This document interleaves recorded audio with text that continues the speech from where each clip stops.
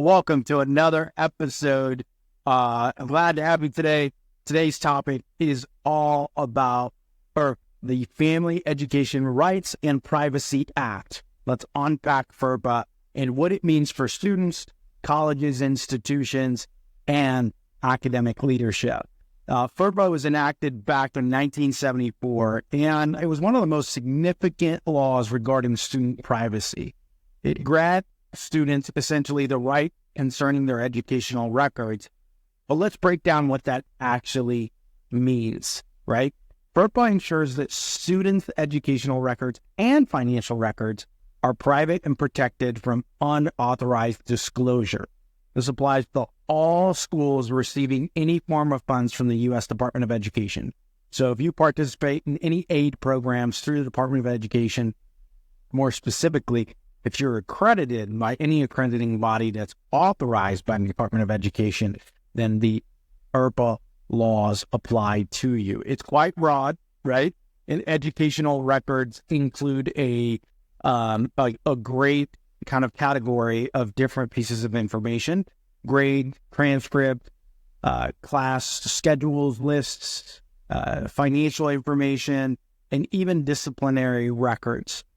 Essentially, anything that's related to a student and maintained by a school for private personal information, anything that's tied to that private personal information is, defined as educational records for the sake of FERPA.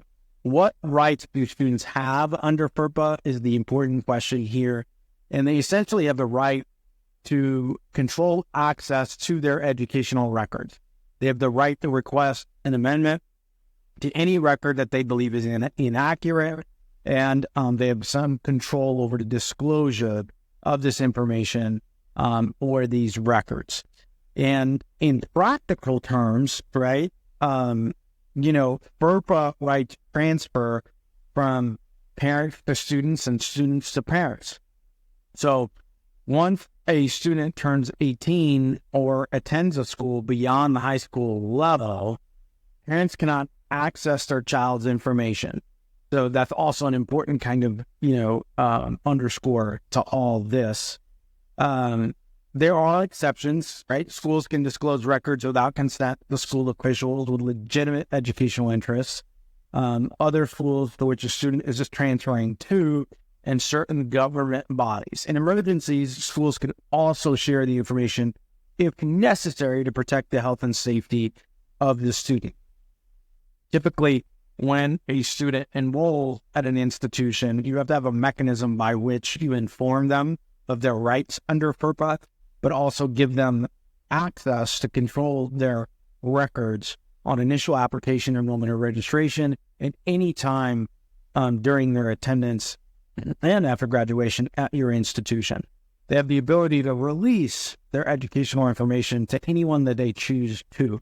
That can be to a person, so that can be a spouse, that could be a parent, a caretaker or caregiver, and that can also be to government entities or organizations on behalf of the student. There's great impact of FERPA, and it plays a critical role in student privacy, right? But it impacts institutions alike. And it's significantly shaped school policies regarding the handling and protection of student information. Institutions have to train all staff on FERPA compliance, and they have to ensure that all their policies align with FERPA's requirements. And this is important because you want to avoid penalties that can lead all the way up to loss of federal funding. That's essentially how these things are enforced. There's certainly a very high standard for compliance, typically done through audits or reaccreditation visits, or in investigations following a complaint on behalf of one student or a group of students. There's common challenges, right, that schools face with FERPA.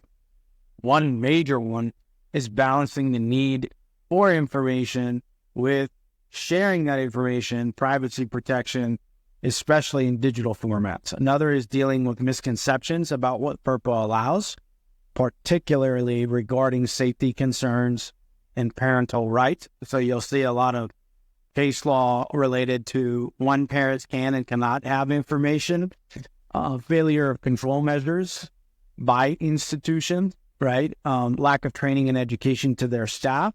That's usually where we see these infractions or citations related to FERPA. So, FERPA ensures students' educational records are treated with the care and, confidentiality that they deserve, right?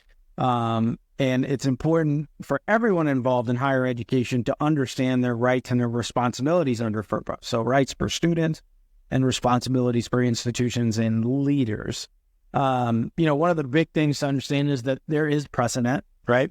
One of the big rulings around FERPA was in 2002, Gonzaga University versus Doe, essentially versus all students, where this U.S. Supreme Court ruled that FERPA does not grant private individuals the right to sue educational institutions for alleged violations of the Act, and essentially gave all power, right, to enforce FERPA with the Department of Education, and gave it broad capability up to withholding federal funds from institutions that fail to comply with the law or that are found to have multiple, infractions of the law.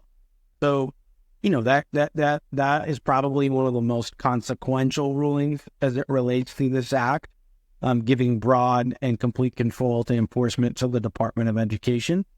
There's been a couple of interesting cases throughout the years, 80s, 2000s, right? United States versus Miami University and the Ohio State University, where a federal district court in Ohio essentially determined that disciplinary records could be considered education records and should be protected under FERPA, right? This was a big case where a newspaper essentially wanted access to this information for a broad group of students related to a case, and the universities did not want to disclose that information, and the district court ruled in their favor. It essentially said that that type of information is educational records. So I think it's important, to understand institutions ensure that they protect student privacy correctly, and understanding FERPA, right? There's clear challenges to set up effective systems to comply with FERPA. Usually you want to focus on the first steps or looking at your internal measures, right? We believe the foundation of any compliance system is awareness and training, right? So that's where it starts. So you have to make sure that all your staff, faculty, especially admissions officers, and advisory teams understand the basics of FERPA. And we recommend regular training sessions like continued education of a sorts, and access to resources detailing responsibilities by rule under the law, right? And strong administrative procedures come into play heavy here. Institutions should have clear internal policies on how to handle and secure educational records, both, paper and electronic. This includes storage, controlled access, and protocols for sharing information internally and externally. One of the biggest things that we see is a lack of training and measure around essentially those with access to information, especially where they can be contacted via phone. So this is not just specific to FERPA and higher education. This is a common fraud act that you see across many sectors, right? Not just in the U.S., but all around the world, where somebody will either deepfake or call in to pretend to be associated with a person attending an institution and ask general, questions that can be deemed or seen as non-harmful or non-invasive, and through that conversation get access to private student information that's protected under FERPA. These are kind of the most common, occurrences of this, and training and protocol and policy, policy essentially in writing, but also policy enacted as governance systems on technology is a big help to keep you compliant, right? Investing in secure IT is crucial. Schools need to ensure that their record-keeping systems are secure and the access is restricted to authorized personnel. Additionally, You really need to have proper software that can audit record access and changes with clear internal accountability trail, right? And when information is shared, you need to have a proper mechanism that allows you to do so in a robust manner. So for most of our institutions that we work with, we start this on intake, right? We educate the student on FERPA upon application. We do that via video and language on the application portal or the application itself. And at that point, we usually ask the student, whether they want to disclose information or not, who they want to disclose it to, and then give them the option to regularly update it. You have to have a integrated process between your intake and your application and the rest of your systems downline. Most of this information is typically stored in your student information system, and most of it is disseminated through that system in some type of shape, way, or form. You may overlay some student applications on top of it and things like that, right? So there's a couple of different areas here. You need to build a integrated process that's robust enough that allows for positive experience. So if a student releases their information to their parent or their significant other or spouse, you need to recognize that that information has been released, and you got to make it accessible, provide a great experience, A. But then B, you need to have some lockdown measures, clear measures for those that don't disclose so that information can't get out. One of the other weak areas when it comes to FERPA is essentially an overlay application to your base information system that can be hacked and or accessed through a loophole really easy. So maybe a mobile app for students where you don't have, third-party authentication or some kind of secure, verification on sign-in, and the student's mobile device where their information is accessed or stolen and all of their educational information is accessed. That's essentially a big area that you can, focus on. Ongoing compliance is really all about regular audits and checking your protocols, policies, and systems, right? You should periodically, stress test these things that you have in place, right? Periodically, audit your faculty, staff, and employees' knowledge of FERPA to assure alignment with current regulations and your technology, stack or advances, right? So I think in closing, it's typically an underthought, and, it's something that we don't really think about much in higher education.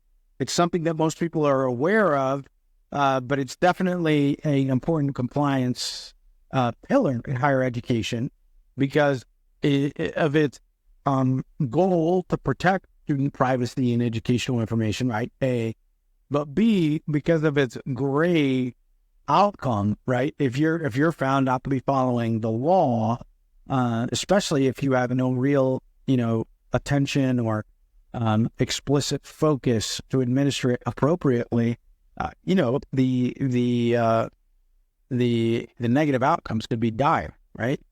Most institutions depend on federal aid, so losing federal aid for not following FERPA policies, and the law itself is a major deal. Thank you. Thanks for listening to this episode.